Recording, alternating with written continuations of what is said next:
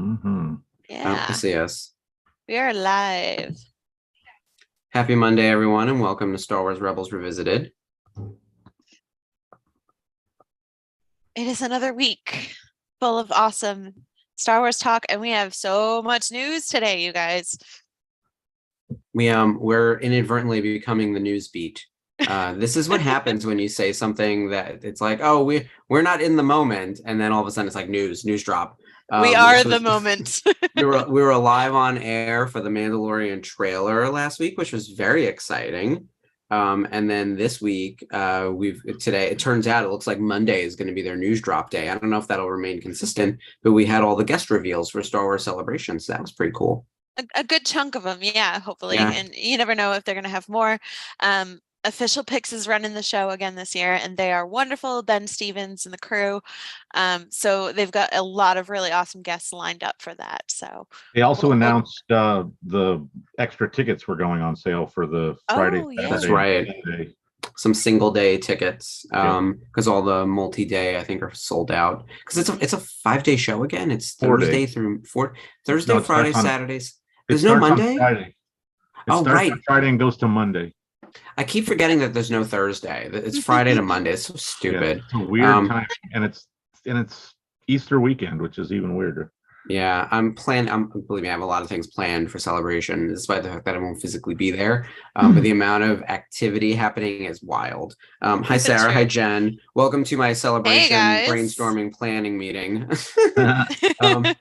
And once a few more people jump on, we'll get into like the meat of the reveals, which is very exciting. Everyone pull up your Twitter and your Instagram and check out the official Star Wars channel. And then, by the way, every single fan site retweeted it within seconds. Like I'm sure that every single major fan site doesn't just have a Google News alert. They have like literally push notifications when the official Star Wars Twitter and Instagram post something. Yeah, So I that know I you're do. like, yeah, I turned those off. I hate to be that guy, but like I actually found out about the reveal like hours later. It was one of those things where I was like, oh, that's neat. Because it's not relevant for me right at now. 9 a.m. Like, yeah, I remember when I used to be behind the scenes on this and we were like timing it to like go live with Andy and Anthony on the Star Wars show. That's where we had like the reveals and you'd watch the episode and they would announce like, and we'd have to have graphics together ready. That I know, RIP to the Star Wars show.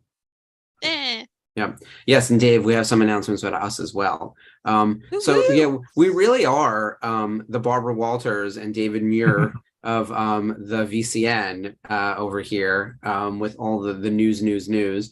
This Saturday, we will start our intergalactic news desk related to Celebration with Team America over here this Saturday at 12 noon Eastern. That sounds right. I should know what time I'm going to be there, but 12 noon Eastern sounds about right. You kind of have to wake up for it. Yeah. We'll put it in the chat what's actually going to happen. We're going to have our first broadcast on Saturday, which is very exciting. More details to come, and we'll talk about it on the Thursday show, I'm sure. Yeah, definitely. And also make sure you are watching on Thursday. They have Hal Hinkle back with the boys in the watch along for getting ready for Mando season 3, and the guy is a wealth of information and knowledge when it comes to Star Wars and behind the scenes. So do not miss this one. I know he was on before with the guys. He's amazing. Definitely check it out. He's got stories. Oh yeah, he was great with on our first episode of this March to Mando for the season 1 finale. He was amazing to listen to what he had to say, both about the episode and especially otherwise. But yeah, and think about how much crazy stuff happened in the finale of season 2. So this is going to be a lot of good stories. I have a feeling it's going to be good.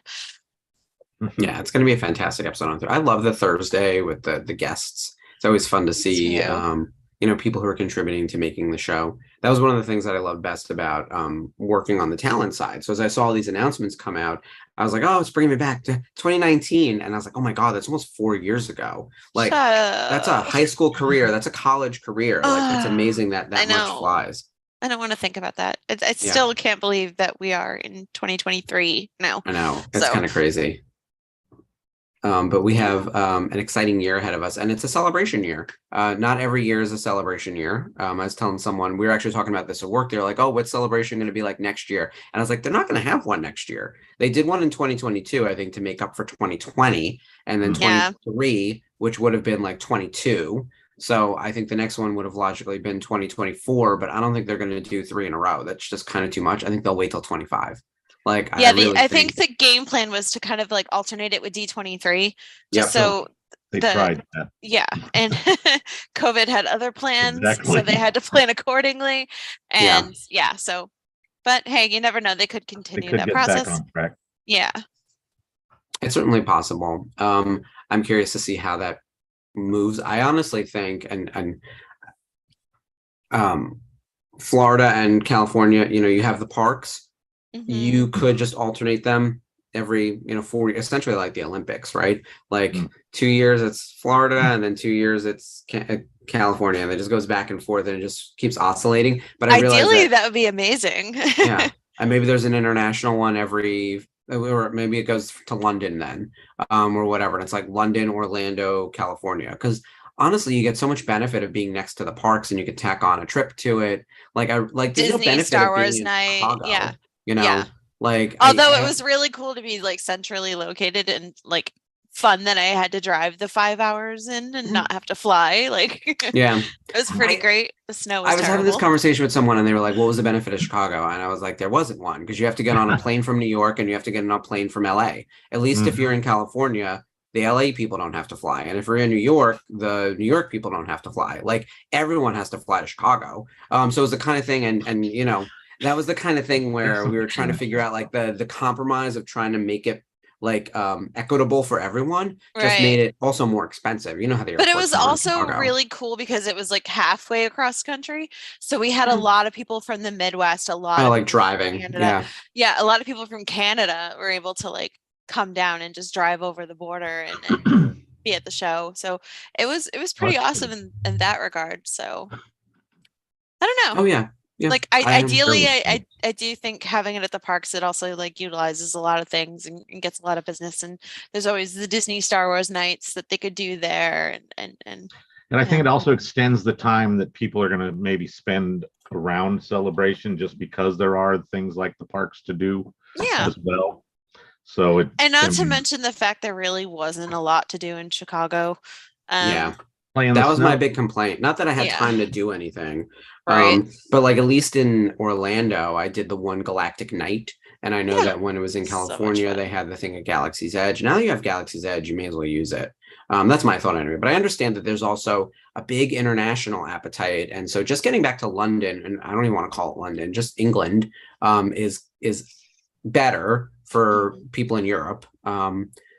It doesn't help if you're in Asia. It certainly doesn't help if you're in Australia. Like, it's not really that much better. But I think the biggest fandoms are Germany, the UK, and America. Actually, it's America, then UK, then Germany. But the brand is like an American brand, and it's an English speaking brand. So even though it's an international brand, it makes sense that that's the hometown. But I'd love to be able to have them like take the show on the road, right? They did take it to Germany for one of the European ones, right? Yeah, they did. Yeah, I don't know if they're going to do that again, but that would make sense in alternating years. If you're going to do like big celebration in like an even numbered year, and then a smaller international show in an odd numbered year, like with an understanding that like maybe it's not going to be as big an autograph hall, or as many vendors are going to be able to go, like that would be cool. We shouldn't lose the international market. I do think though having the parks that was great. Yes, that's the thing. The parks, if they could do a show that was close to Paris Disneyland, or Hong Kong, one of those other Disney locations, would give people that maybe have wanted to go to that as well, more of a reason to go to an international celebration. Like myself, it would give me a little bit more value, and also give me another reason to extend it out, because I'd want again to extend, especially if I've never been to that particular location. You want to get time there, stamp the passport. Without a doubt. You don't want to just be in the convention center for 4 days and then go home. Like Chicago. That was my celebration. That's work. Yeah. Dave has a good thought here. If it's in Orlando and you could stay at the Star Cruiser Hotel, Oh, that would be, you'd have to think that would spike some interest there. I would think. Yeah. I would actually make it a celebration deal, right? Like if you book the Galactic Star Cruiser, yeah. you get like deeply discounted tickets for celebration itself or some type of Yeah. VIP. Like you can imagine them tying in the VIP to the Star Cruiser. And there's like an add-on thing, and maybe you actually run into celebrities in Galaxy's Edge, which I really feel like their big miss is Galaxy's Edge isn't fun. It's very serious. Like someone very old and serious created this place and was like, we are sticking to the lore. Whereas like Disney Star Wars Weekends was mayhem. I was like, why is Mickey Mouse dressed up like Luke? And why is Goofy a stormtrooper? And what's happening here? And there's like real people mixed in with characters. And like this Clone Wars person is like fighting with this original trilogy character. And there's a Darth Vader dance party. That's awesome. That's really fun. Like I don't need to be serious about the brand when I'm in a theme park environment. Well, you know, one good thing they kind of loosened up barely was the fact that they have Boba, Fennec, and Mando and Grogu wandering around besides just Chewie, Rey, and Vi. And then is Vi even back? Like I haven't seen any pictures. She's back. She's around. Yeah, she's not. She had kind of taken maybe a little bit of a hiatus for a while, but she's also very stealthy. So if you've ever seen her, she's meant to be a spy. Gone in the blink of an eye. It's kind of funny. Like that, which I like the interactivity piece, and if you could build that in, but like it's a little low on the fun factor of just walking around. That's my biggest complaint about Galaxy's Edge. They added the bounty hunt element now, so that kind of gives it more of an interactive, kind of goofy, fun thing since they have the Magic Band Plus now. But so let's get into the first wave of celebration guests. Like let you know who we got. You want to go through the list? Sure. So we've got Anthony Daniels, C-3PO. Awesome. Our girl, Ashlee Eckstein, voice of Ahsoka Tano. One of my D. favorites. Bradley Baker, voice of all the clones, except Omega. I brought him to Celebration 19. I guess I brought Ashlee too. Yeah, Ashlee and D. That's so awesome. Yeah, I wish I'd met him in Anaheim, but nah. Giancarlo Esposito, Moff Gideon himself. He'll be joining you in London. And him signed for Tops also. Yep. Such a cool dude. Indira Varma Taladurith from Obi-Wan Kenobi. She will be there. It's her first celebration, so that's exciting. That's very cool. Good to see a new guest. Yeah. Sky Guy himself, Matt Lanter, the voice of Anakin Skywalker. Of course, you can't have Ashlee without Matt. So, and Vivian Lyra Blair, our little Leia. We've been talking a lot about her lately. Yeah, so that was fantastic. Very cool. Yeah. So we got a good crowd coming. I think this is a really solid start. And I actually think it's a better start than what they had last year. I don't remember the exact list from last year, but their opening list, and it came very late in the game, felt underwhelming. This one does not. This one feels like the right mix of content. These are returning favorites with a couple of new people sprinkled in, and I would say like 2 surprises. You know, I didn't think we get little Leia. Like I remember thinking like we don't want kids. It's hard to work with kids. Like that's a whole thing. But they're into it, and little Leia like stole that show in Obi-Wan. She like loves the droids. She loves the costume groups. She's going to have a blast. Like I don't think there's any way like she would miss this one. So yeah, that's great. This is like hoping then all the things. You have to assume we're going to get little Luke, little Cassian, and maybe little Mando get a little table. But I was joking about doing a kids table at Celebration for 2023. Well, look what you did. Yeah, there we go. I'm excited about that. I also hope, given that they've now like hit the iceberg of like, okay, we're bringing Obi-Wan guests, right? Yeah. I would say like a lot of that cast. Imagine bringing in Camille Jamani. Camille. Why can't I say his name? Camille Najani. Camille. He's so good. And I know he's like probably more famous for other work, but like he would be really fun. And imagine him like causing ruckus the way that like Bobby Moynihan did, just running around. Like he'd be fun.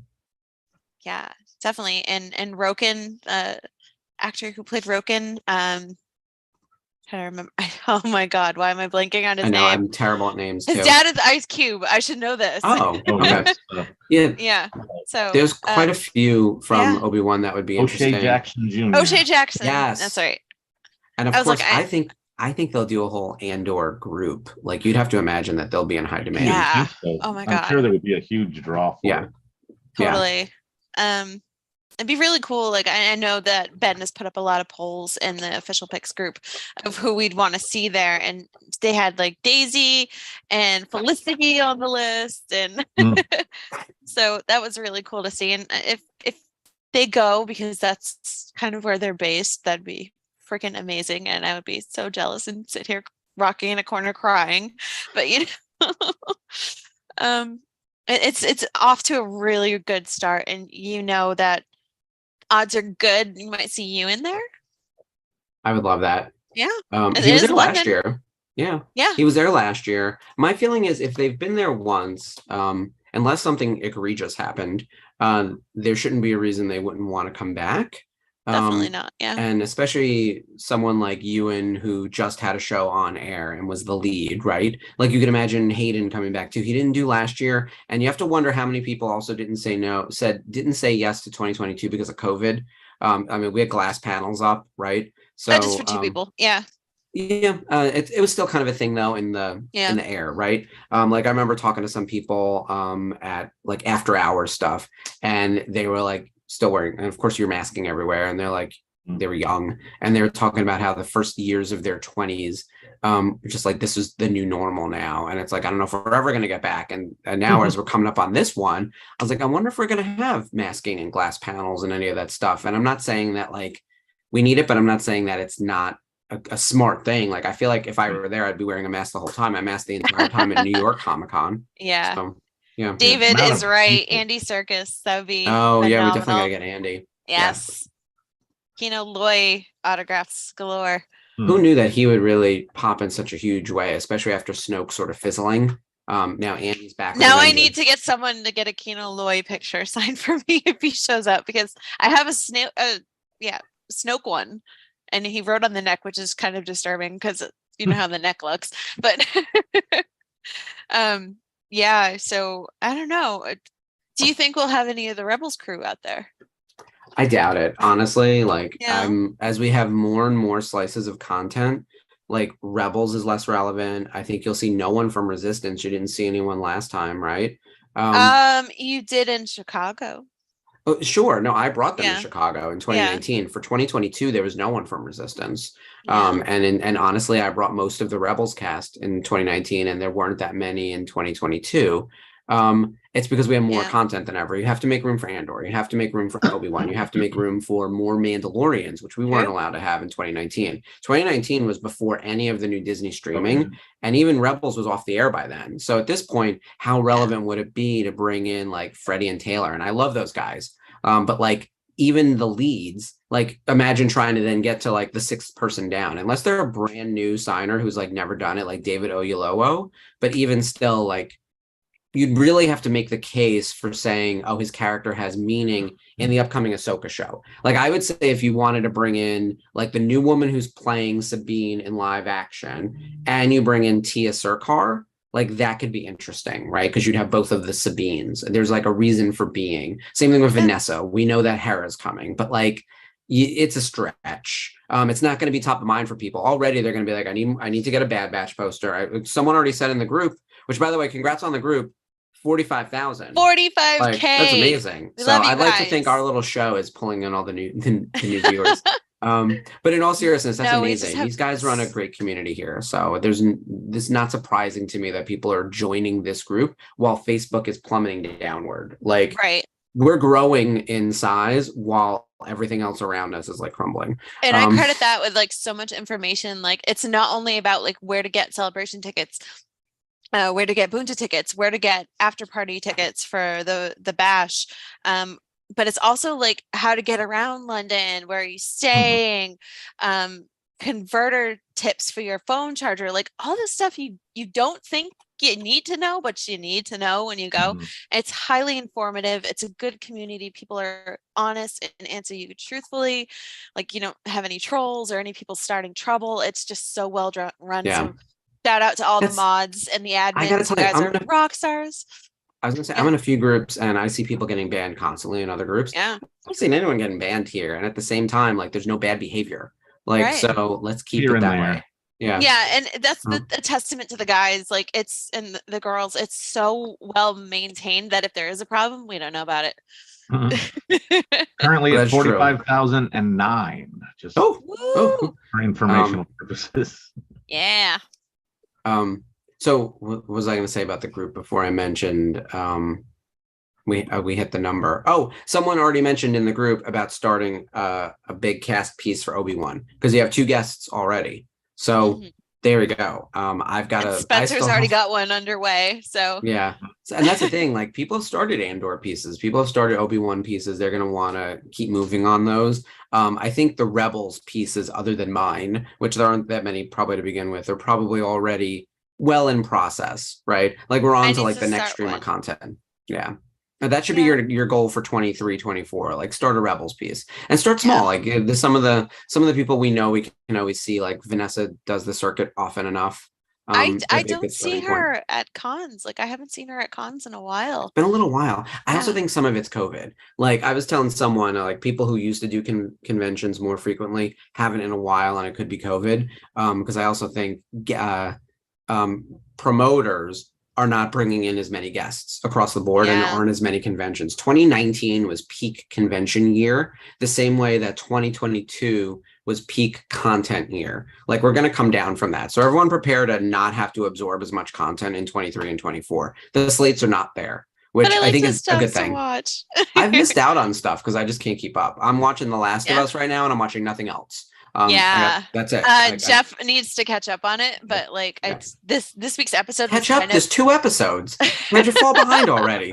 Yeah. so this week's episode, and I'm so not angry, any sorry. spoilers because we're in Boston already after the first episode. I'm sorry, Jeff, but like watching the stuff, like how bad Boston looks, and I know it's CGI and practical effects is minimal, but oh my God, to see the State House covered in spores, and I was like, I've been there. I've been on field trips to there to see the Prudential Center all decaying and covered with. Oh my God, I cannot. Boylston Street covered in grossness, bombed out, clickers everywhere. Well, as a New Yorker, I didn't really. Yeah, I was going to say feel the a same thing. You're like, Yeah. As a Los Angelino, that city blown up and destroyed in many different ways. But it's incredibly fascinating how they frame this, because they don't do it like they did in The Walking Dead. Like you never understand like where the outbreak came from. It just happens. Yeah. With this, you see it at its beginnings. You see like the scientists talking about it as far back as the 60s and the possibility of it. And then it leads you up to modern day, like 2003 before it happens. And you have what happened in Jakarta and learning everything that went down to start it off. And it just goes from there. And it's like, wow, this is incredible. Like this is good thing for Atkins. We just lived through this. Yeah, I know. It's like almost hits too close to home. I did laugh at that idea of like the low carb being the savior of all things, though. Oh my God, seriously. Yeah, I'm gonna go on Atkins tomorrow. But and I forgot the birthday cake. Yeah, at every little detail. We could talk about that offline. Of like every bread. At every turn, they accidentally avoid carbs, which was amazing. No good episode. Yep, no biscuits. No birthday cake. Before we accidentally become a Last of Us review show, which believe me, I would love to do. We should start the episode now because it'll run for like 25 minutes, and then we'll do some wrap up, and we're going to talk about some of the other stuff coming, and we're going to dive into, of course, like this episode itself, which, by the way, is a politics heavy episode, and it's actually the start of our March to Mandalorian season 3. This timing actually worked out kind of perfectly. The Imperial Super Commandos episode was the next in line for our watch along, but it's also a Mandalorian heavy episode, and we're going to jump back next week and watch sort of the prequel to this episode. So there's a lot to dive into. So everyone cue up your Disney Plus. Oh. My cat is chewing on my hand. What are you doing? So we're in season 3, episode 7. If my Disney Plus would like to load. It's always so fast on the TV, and then on the screen, it's like my computer like in the spare bedroom, which I've been sort of quarantined in for for the past few days. It's just always very slow. Season 3, episode 7, Imperial Super Commandos. There's no politics in Star Wars, David says. Oh my God. You better turn off this episode then. Yeah, get ready. Get ready for some Mando politics. We'll get you prepared for the season. Okay, so we're going to start in 5, 4, 3, 2, 1. Play. So I had to do a little bit of extra research on this episode just to dive in, because it's actually sort of a sequel to a season 2 episode, Protector of Concord Dawn, which of course I've watched numerous times, but we have not watched it on the watch along. So next week we're going to go back and we're going to do Protector of Concord Dawn as part of our Mando watch along, and then we're going to dive into all the other Mando related episodes. These episodes do not include Bo-Katan, who we know for a fact are going to be in The Mandalorian season 3, but they do speak to a lot of the politics of Mandalore, which I think will be an important part of that season. And there's heavy focus on Sabine, especially in this episode. Totally. Yeah. And it's cool to see her here. She's with Fen Rao, who is the Protector of Concord Dawn, as you said, voiced by Kevin McKidd. You might know him from Grey's Anatomy, but he's kind of playing. And I know him from DC. He plays Flash. Yeah, he's the Flash on DC, but that's I go way back in animation, right? Yeah, so I don't know from the Grey's Anatomy, but like that was my reference for him. But yeah, he's got an IMDb that's pretty impressive. Yeah, he's pretty awesome. But I love how he starts out as in that episode as an enemy. And here he's kind of giving Sabine a little backstory, a little bit more of her history as a Mandalorian. So Fen is not just a prisoner, but he's kind of helping her become a true Mandalorian. And we got Commander Sato here. Yeah, we got Sato in this episode. This is actually a very Sabine heavy episode. It's Sabine and Ezra sort of having their own little adventure, which I like. I like the two of them being the younger members of the crew, sort of figuring things out. And for Sabine, she's at this point, we're going to start going down this road of her reconnecting with her Mandalorian roots, and discovering what it means to be a Mandalorian, which is kind of like the thesis of the show, The Mandalorian. What does it mean to be a Mandalorian? And there are all these conflicting views. We're going to see some of it play out here. Fen Rao is part of one particular group, and he will later become at odds with Gar Saxon, who is aligned with the Empire.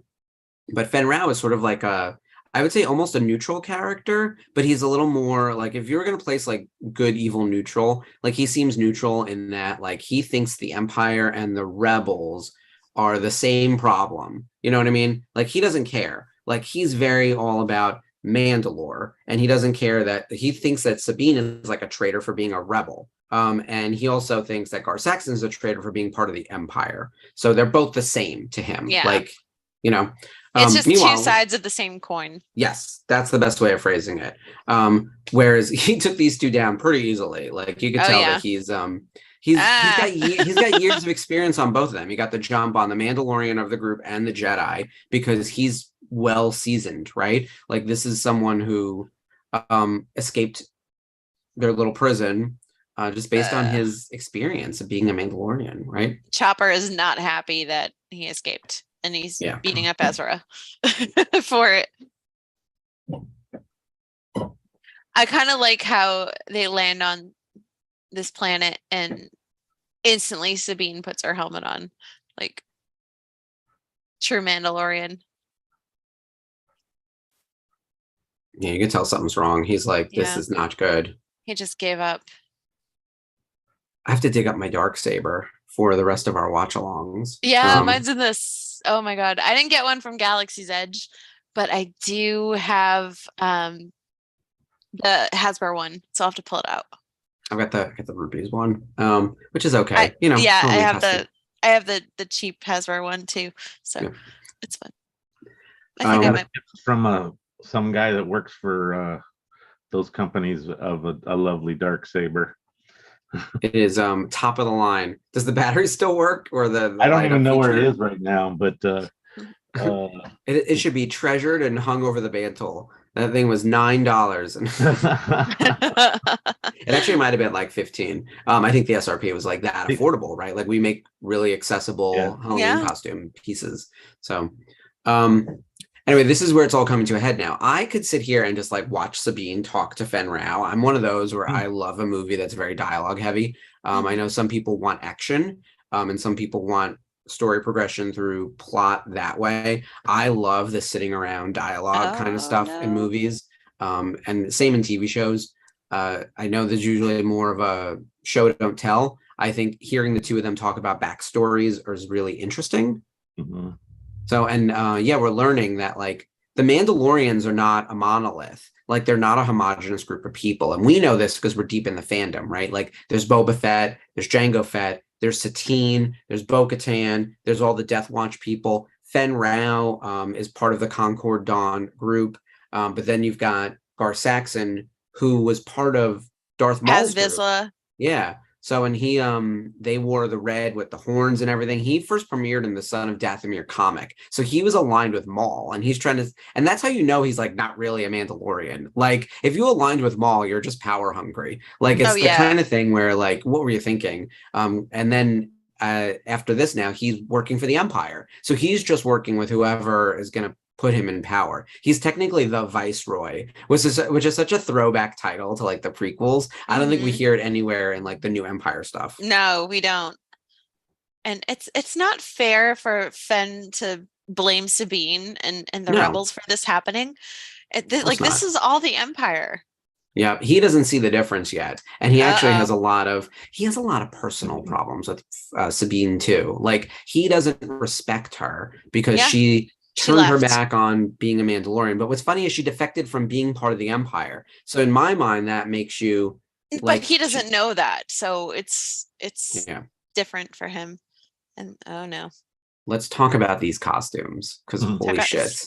Snazzy McQuarrie design costumes. I love it so much. It is very Boba Fett white suit 1979, 78. Whatever, when that first premiered, before Empire Strikes Back.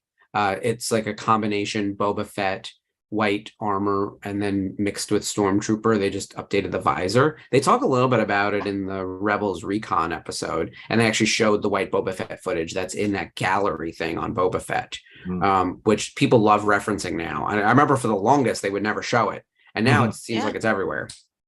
Oh yeah, it's become iconic. Yeah. Like even more so than Boba's original armor. Like, but maybe I'd say about Empire. So,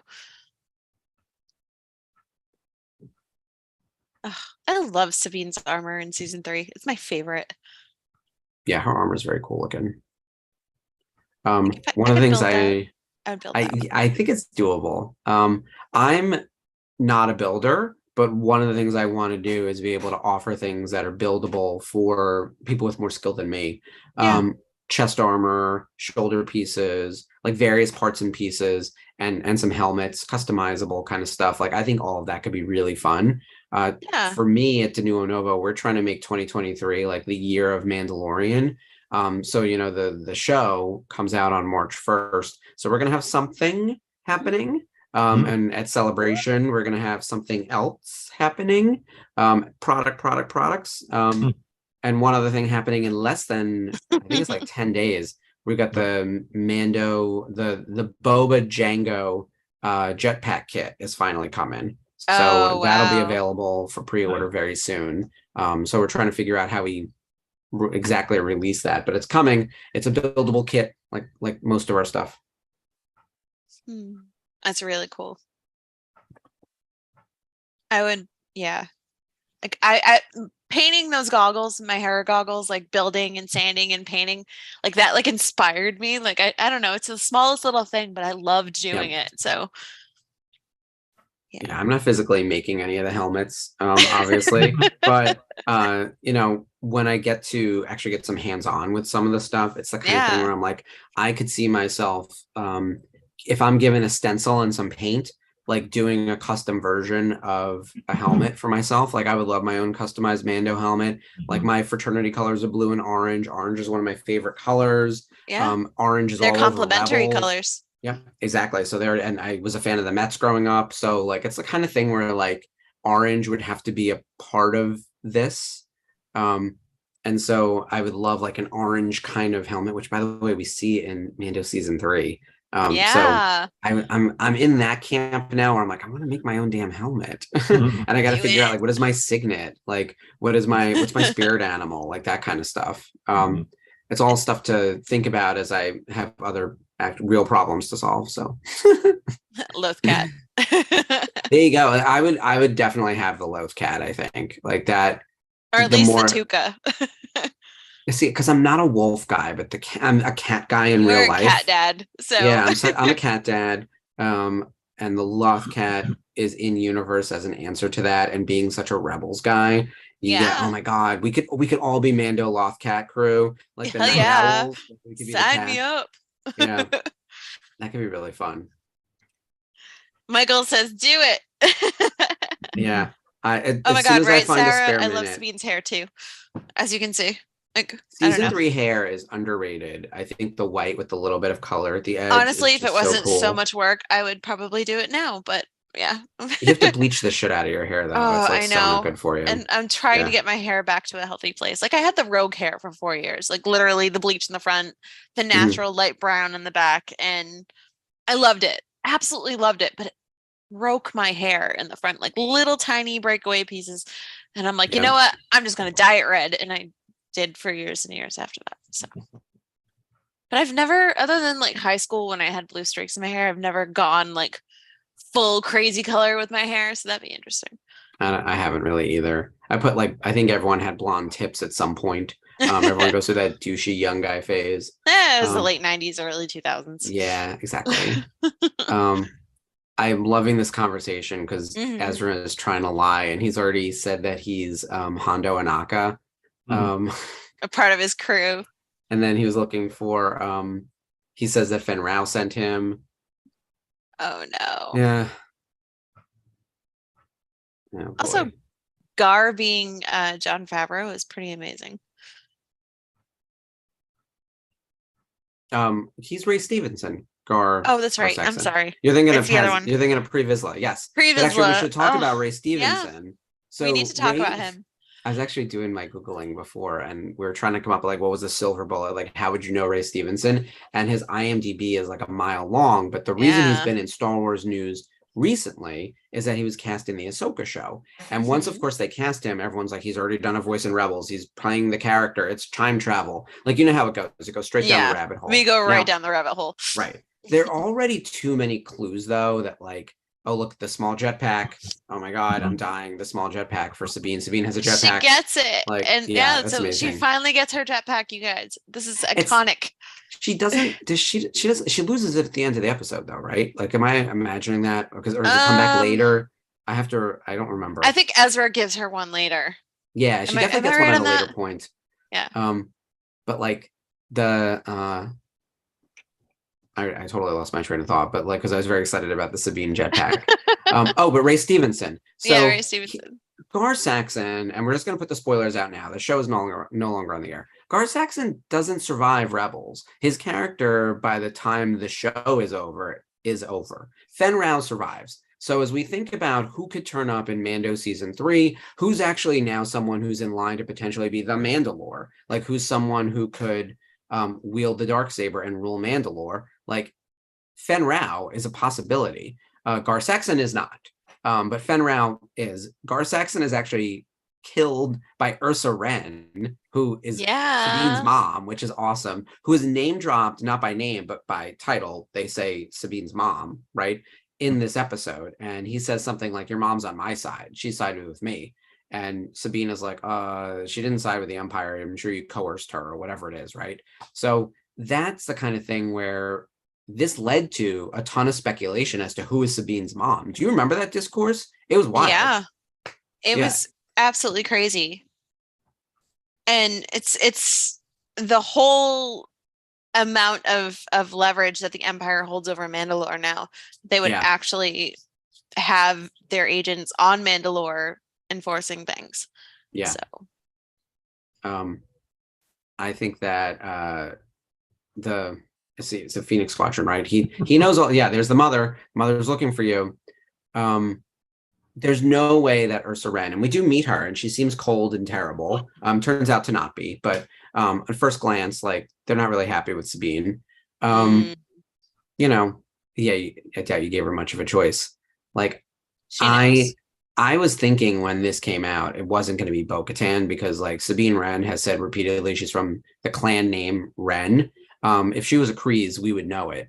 But like there was one other female character who is by name in one of the comics or something that they were speculating was her mom, and of course, like it turned out to not be the case. But I don't think we needed it to be an existing character. I love Ursa Wren. I think she's a great new character, and she kicks a lot of ass. She takes down this jerk, that's for sure. Seriously.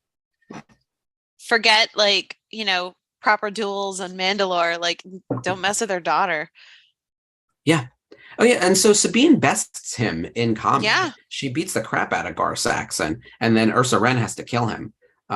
So I love everything about that. We're going to watch those episodes, by the way. So I know we're giving a little bit of spoiler here. I doubt that anyone is watching along with us, who has not seen Rebels before. Actually, that'd be an interesting question. Everyone who's on, like Sarah, Dave, Michael, what else am I looking for? There was a bunch of other people at the front. Let us know, like, are there episodes that you have not watched? Jen, I know Spencer's watching. I feel like every single person who's tuning into us has seen the series. Yeah. Like, you're not watching it for the first time with us, are you? Like, that sounds crazy. There are some people who have. They maybe haven't seen all of them or gone as in depth about it. So. Yeah. This is the analytical discussion. We don't really do summaries, and we don't really give it time to breathe. We talk over the action. We go into stories. If you're trying to actually watch the episode, this is not the venue. But we're here to get the little fine lines and the nooks and crannies.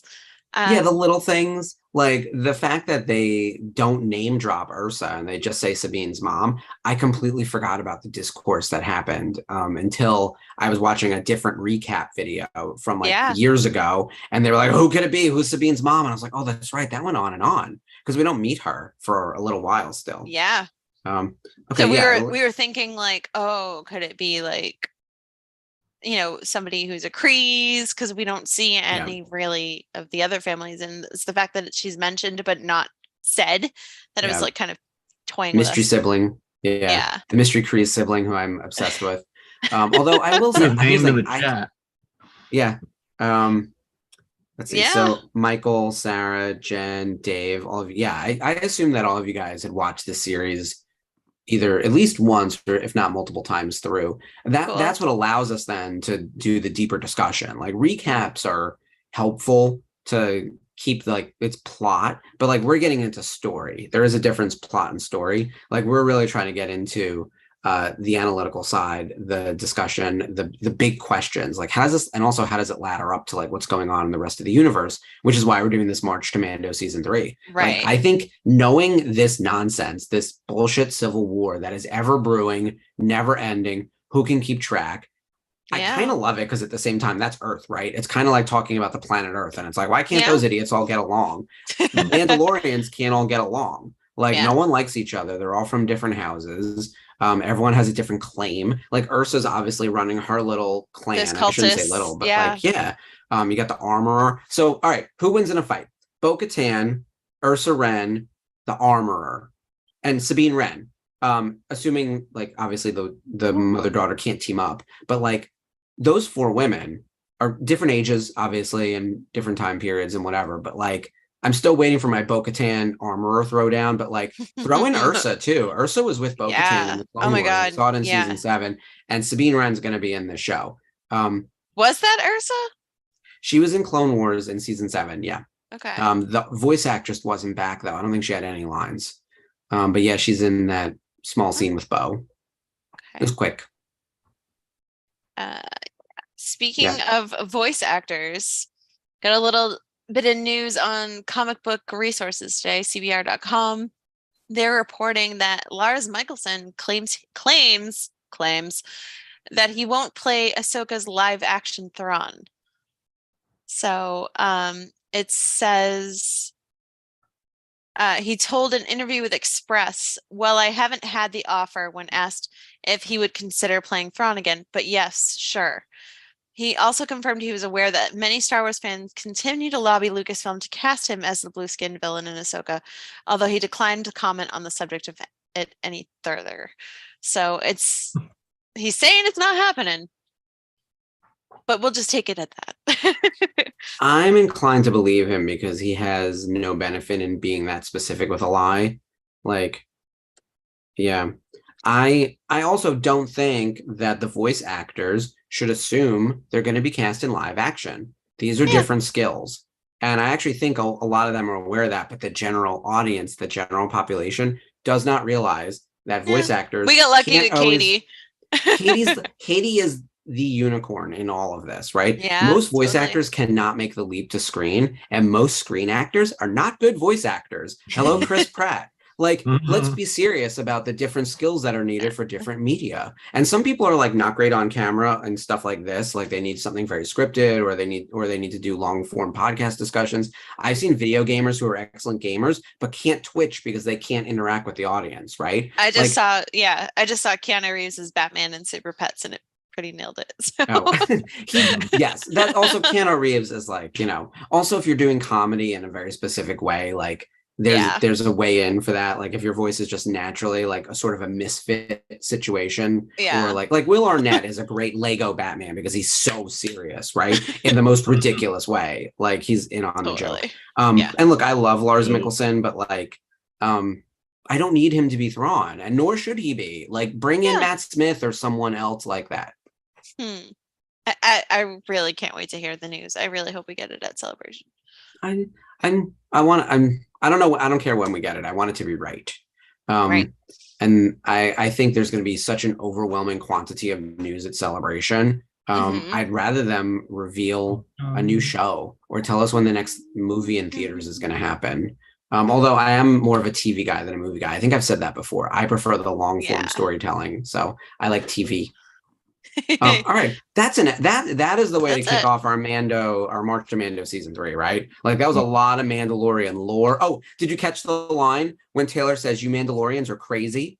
I lost my mind. It makes me laugh every time. It is the line. I want to just isolate that audio and just like play it everywhere, and like all the clip breakdowns.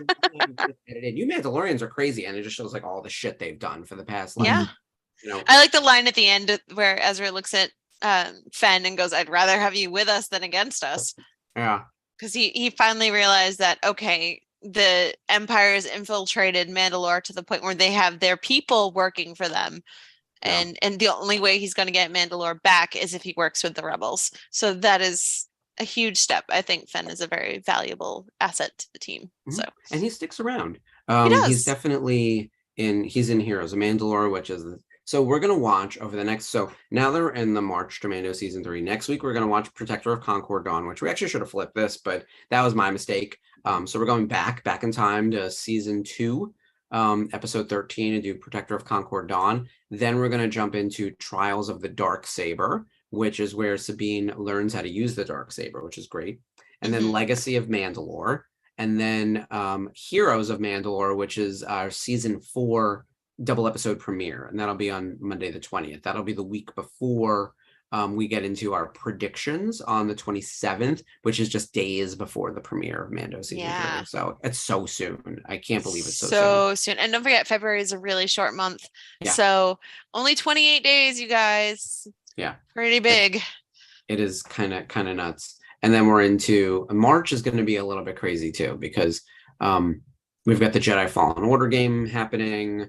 The countdown to Celebration is on, and then right after Celebration is May the 4th. It's just like a busy string of Star Wars news, which is great. And then they'll probably tell us when the Ahsoka series is going to premiere. Like, I'd like to know when this thing is going to be on the air so we can plan around it. I think that would be helpful.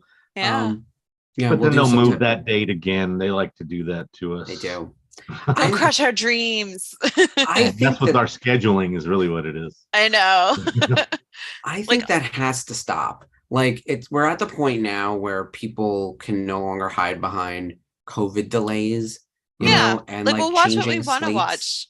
Yeah. like, so, but I'm, and from a studio and content creation perspective, right? Like, we can't really, like, the slate is the slate. It's done. If you're falling behind now, it's bad planning. It's not external factors. And the slate should be And they smaller. just finished shooting Skeleton Crew. So And that yeah, is and in the can. shot, but they still need reshoots and post-production, right? Yeah. Post-production's longer than the shoot. That's my concern with anything sci-fi fantasy. Like, they actually spend a lot of time in pre-production, and then you film the thing, and then post-production is like miles long, and then you inevitably end up reacting to what just happened, right? So Boba Fett's a good example of that, where like they shoehorned in Mando, and now Mando has to figure out how to tell people how did Grogu get back. So somehow you're just like, Grogu you're kicking returned. out the, yeah.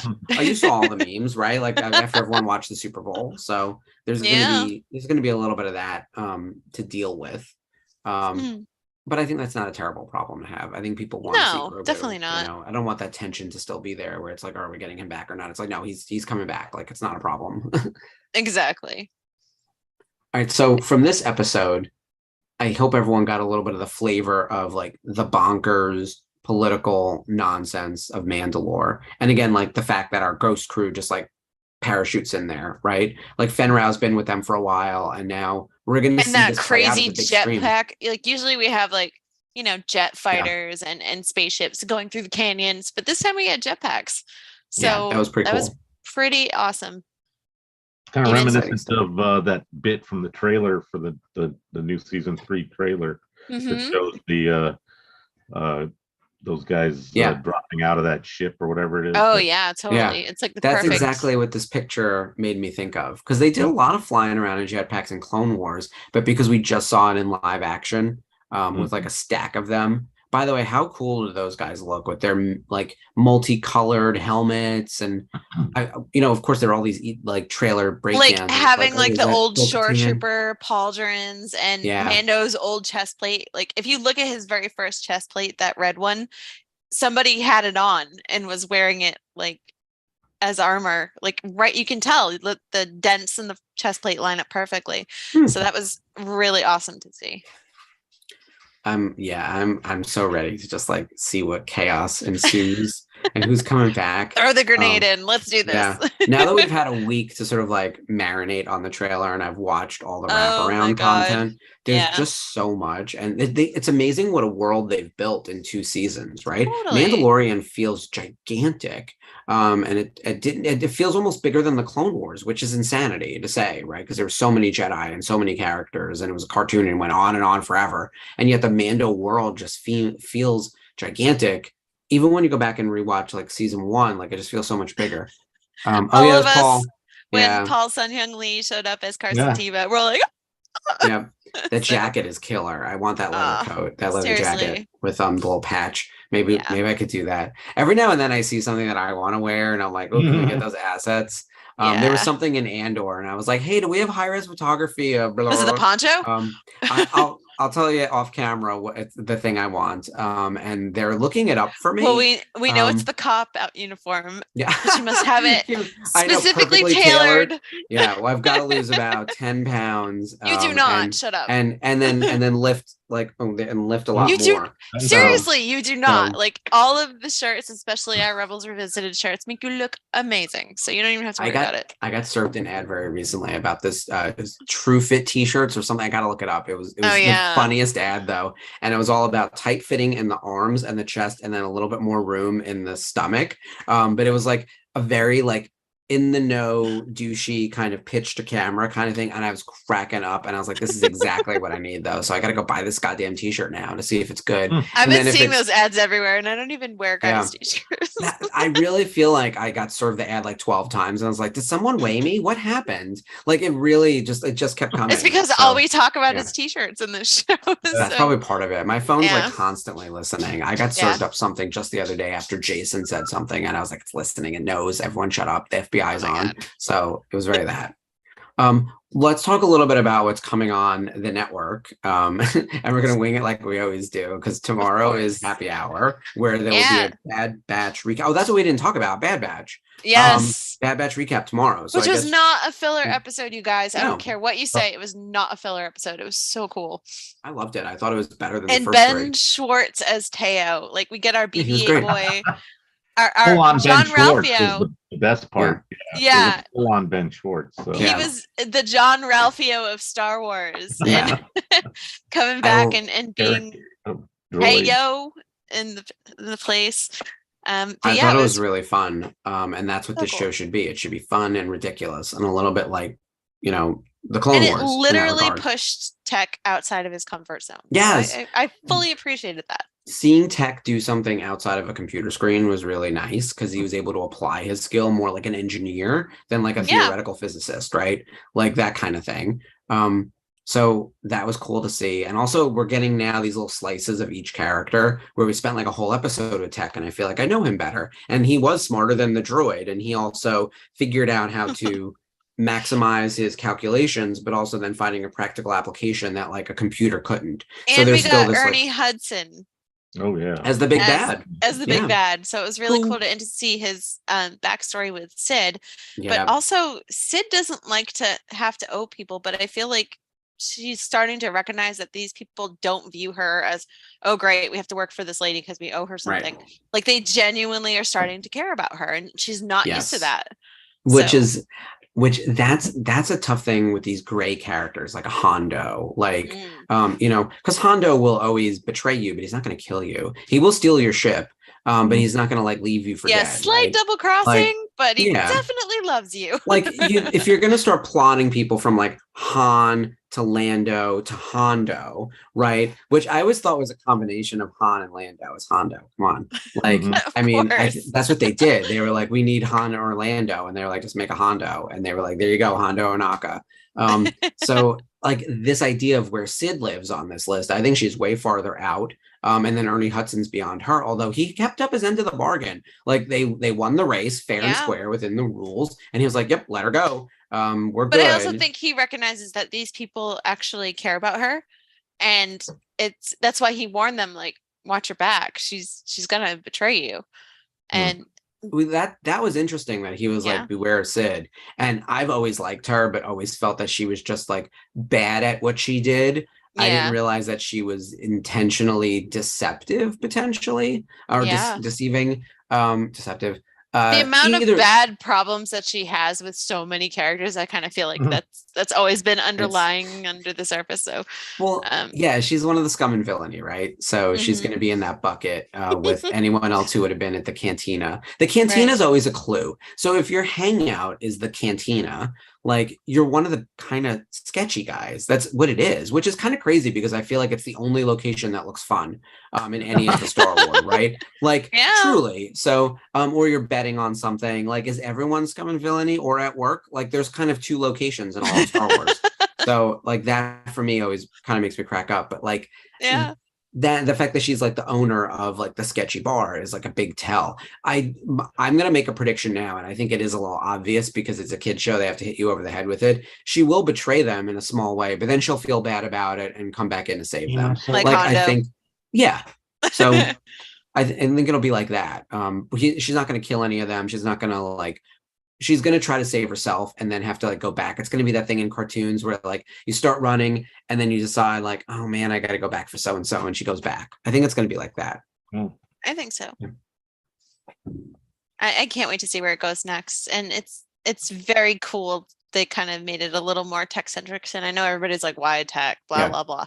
But you know what? We want to see all of them. Yeah. I will be perfectly happy with a single episode of all of them just kind of showing their strengths and kind of breaking away from where they've been. They're not mercenaries. They're not soldiers anymore. They're just people who are just trying to figure it all out. It's kind of like what Jango Fett even says in Attack of the Clones. He's just a simple man trying to make his way around the galaxy. Thank you. That's what these guys are trying to do. It's what the Mandalorian is trying to do. It's what everyone's kind of trying to do under this like umbrella of crazy. This is I still think the Bad Batch, the thing that it is going for it more than anything else, the time period is so interesting. Like it's one we should Right. kind of know, but it's like the earliest days. It's almost like Batman year one, where like about Batman, and obviously he needs to survive year one. Like there's no such thing as like, he lives beyond year one. He's not gonna die. So there's no tension with that. But what happens to like form his character in year one? It's the same thing with Bad Batch. We're in year one of the Empire, and we know the Empire lives for another 20 something years before we finally blow up that first Death Star, right? And then the next one. Like, so the Empire is going to continue to thrive. How? Who's involved? What are the adventures that happen during this crazy time? I think this is ripe for seeing people at their worst, at their lowest, at like the most hopeless time period right now, like right at the start, juxtaposed with the Empire at almost like its height. Like it's like, hey, the coming out party, right? Like pop the champagne, throw the confetti. We're having parades. We're changing your currency, and we're taking away your rights. And we started seeing it in Andor as we're nearing the end. So now we're seeing the beginning with Bad Batch. Like it's going to be a ride for sure. Totally. I can't wait to see what happens next week and where they'll be at. And I'm curious. Like the thing I've been kind of watching out for is like those big moments.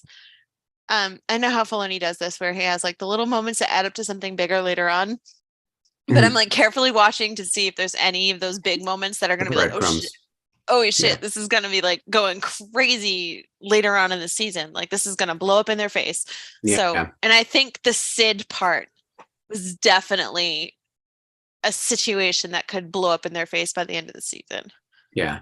I also think little skills are going to learn along the way are going to all come to a head later. It's the Chekhov's gun situation. Like Tech is going to have to pilot them out of something using his skills. So there's going to be stuff like that. Because remember, it's kid show. They're going to be hitting us over the head with it. And yes, Batman year one was amazing. But that always reminds me of that, right? Like we're in Empire year one. And I'm sure there's a Vader comic that's set in this time period as well. There's no shortage of Vader content, but like we could see all these secondary characters, and I would love to see Bail, Ahsoka, all sorts of other players left over from the Clone Wars as to what they're doing right now. Like, how do we sunset the Clone Wars people and bring up the Rebels people? Like, we're entering Cassian Andor as we're exiting Bail Organa, basically, right? Like that's sort of the passing the ball. Bail's not going to make it. And actually Andor doesn't make it that much longer, but the ball then gets passed to Luke, who then will eventually give it to like Rey, right? How do we follow that through line of who's taking on the evil in the galaxy? In theory, you could say it starts with like Anakin to Ahsoka to Bail to Luke to Rey, and there's all these spots in between. Like there's like sort of a solid through line. That could be that's interesting to me. Like the conflict never ends, and it doesn't learn from itself either. Someone was saying it's like that you just go around the circle and it's the same shit like every generation. And that's what happens when you don't learn from generational trauma, you guys. That's all. It happens here. It happens on Earth too. And on our own planet and our own cities. We haven't learned a damn thing. I was rewatching something. It was some documentary, and they were showing like protests from like the 60s and 70s, and I was like, oh my god, the signs could say the same thing today that they did 50 years ago. Like it's the same stuff. So it's like, ugh, it's exhausting. Those who do not learn from the past are condemned to repeat it. I.e. Mandalore. The cycle never ends. So that brings up the next big question. I know we have plenty of time for that, because as we go through these Mandalorian episodes that heavily feature Bo-Katan, think about one, now knowing what you know about her in The Mandalorian, the TV show. Do you think Sabine giving her the Darksaber is a good move? Do you think she was actually an effective leader of Mandalore until they were taken over by the Empire? Like, would you vote for her again? I actually really like her, and I've got very little bad things to say about Bo-Katan. But like, she seems to be like, she's in the conversation about who should rule Mandalore, right? She not only knows what Mandalore needs because she's fought with so many common folk, like people who aren't part of the royal family of Mandalore, but she's also part of the royal family of Mandalore. So she has like the best of both worlds. And she's also got a lifetime of hate against the Empire to kind of, and any, pretend empire that is currently happening. post episode 6. So I think she's the most qualified. Like I think Sabine giving it to her is a good idea. I really hate like the winning by combat thing. I think that's so like antiquated, but you know, that's what they believe. But it's kind of annoying where she can be like yelling at Din for being in a cult and never removing his helmet, but this is her being like, oh no, it must only be won by combat. Someone else said the exact same thing, and I was like, oh my god, you're right. Line. Yeah, it's not something I thought of, but I saw that same thing where it's like, well, the winning the Darksaber by combat is also sort of a culty thing that you're holding on to. You're digging your claws into that. Whereas like, couldn't you have a vote? Like, I know that democracy is not really a thing in Star Wars. We seem to lose democracy really easily in Star Wars. Ask Obi-Wan. So it's like that. But like that's the kind of thing where and I agree with democracy. You, Sarah, that, like, giving like Sabine did the right thing because Sabine was not ready to rule Mandalore at 16 or 17 years old, and I think she did do the right thing by giving it to Bo-Katan, but ultimately Bo-Katan failed, and I don't think that's exactly what Sarah just said. Well, that's what I was quoting. Yes. So I want to attribute that to Sarah. I agree with you. And with that, I actually don't really think that like Bo can be held responsible for that failure if it came from like an onslaught from the Empire, and however else. But I also don't think that it means she's like that we should all just be like running to give her another chance, especially when, if you go all the way back to the beginning, she sided with Maul against her sister. And I realized that like the separatist, the pacifist thing wasn't working, so like we needed Death Watch, but like Death Watch and Maul didn't work. You all failed. Time to find a new way to figure it out. And save whatever is left. I'm so curious to see what's left. And I don't think Bloodline should even come into discussion, especially if Din is considered a Mandalorian, unless it's Corky Kryze. Well, for sure. And then we're gonna throw all the rules down. It's like, make way for my boy. So, and with that in mind, like Fen Rao, and after rewatching this episode, is actually like a really logical choice. He's not a sexy, interesting choice, and he's also one that's a little bit of like a deep cut. But like, you can imagine him coming back in, and you know what you actually need? You need like rule by committee. You need like house heads, like the leader of Clan Ren to and deal the hand with the leader of Clan Kryze and the leader of Clan Vizsla to all get together and actually like actively rule and like coordinate and agree on shit. And maybe someone like Fen Rao, who's dealt with this kind of compromise in the past, could help facilitate that. Does there need to be one Mandalore? I also think we have to remember, throwing away the Darksaber or otherwise destroying the Darksaber or otherwise like removing the title The Mandalore from the conversation, like sort of the missing the field goal in all of the situations, is on the table as an option, right? So whoever becomes the ruler of Mandalore, is the answer no one, and it is ruled by committee or some other thing. I think there's Vegas odds to turn it. Turn the page, do something new, because the old ways weren't working. Your planet is a crater. You guys are latching on to Quirky Kryze. Thank you, boys. There's Sarah and Dave and everyone. I love it. Grogu is the Mandalore. He could be. Look, Dave, you're not wrong in that. Like, he's a Mandalorian. He's also a Jedi. Like, how many Mandalorian Jedis are there? There's one. We know of one Mandalorian Jedi. Like, the first dude, Tar Vizsla. Like, that's it. Is he the next Mandalore now, Grogu? Because like he's the only one who's a Jedi and a Mandalorian. Like, this could be that's the story, right? He's also the star of the damn show. Like, I say it all the time that I think the title The Mandalorian means both of them. Like, it means Din and it means Grogu. Like, and that's honestly, why they're both in the little A in the Mandalorian title card. It's both of them. It's not. It's never been just Din. It's been Din and Grogu. They are, and they're their own little cub. They're the Mudhorn clan. So, I'm into Clan Mudhorn. The problem is you can't really communicate with him. So, like, is he an effective leader? Probably not. Is he someone that everyone would rally behind because he's adorable? Yes. Like, if he becomes the Mandalore, am I signing up to be a Mandalorian? Absolutely. Is my helmet going to become green immediately? Yes. Like, all those things. And like, happen. And just like Maul with all those little spikes on the helmets, you can have Grogu ears. Mudhorn right next to the Lothcat. Like, we're in it. Yeah, Corky will join the team too with Fen Rao. It's gonna be like Fen Rao, Corky Kreese, Sabine Wren, who I also think like there's a real shot of Sabine ruling because she wasn't old enough last time, but she still had like a 1 in front of her age. But now she's a lady, like she's like a grown up, like she'd be the same age that Bo was when she was trying to rule the first go round, right? Like Sabine Wren is highly capable. She was more of an adult. She's not only taken her place as a Mandalorian, she's a leader in the rebellion. She's a commander in the rebellion. Like it's pretty amazing. And she watched over Lethal that whole time. Like she's probably running that planet. She was probably the president of Lethal, like or whatever the Like by the way, that sounds great. I want to go be the president of Lethal. The cat clan ruling on Lethal. Ruled democratically. I've got a bucket of cats. So we're good. I got my little like shoulder piece. It's all orange. Oh my god, that'd be amazing. Hang out by the mural all day, just taking pictures. I'd be the worst. So don't you have work to do? Yeah, like sir, shouldn't you be running the planet? Be like, we're fine. Cool. None of you have to pay taxes because everybody will just pay me for the photos. Exactly. We're good.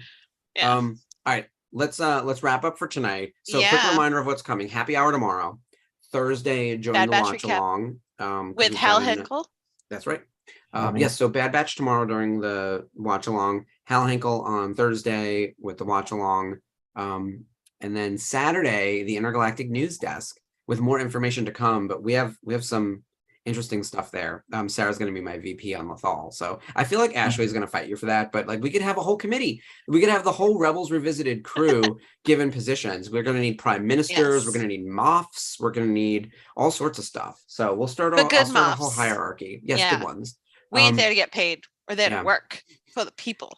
And then Sunday, there's no show for either Jedi Archives or for the Unifying Force, but we do again have our Intergalactic News Desk on Saturday. So please join us Saturday at 12 noon Eastern for a whole bunch of breaking news. And we're going to do these sporadically as we count down a celebration. Yes. We'll be presenting you all sorts of news. Now that we know news drops are happening on Monday, we're going to talk about timing, but this first one's going to be this upcoming Saturday, which we're very excited about. And I have the day off, so I get to actually get in the chats and annoy the crap out of you guys. That's going to be great.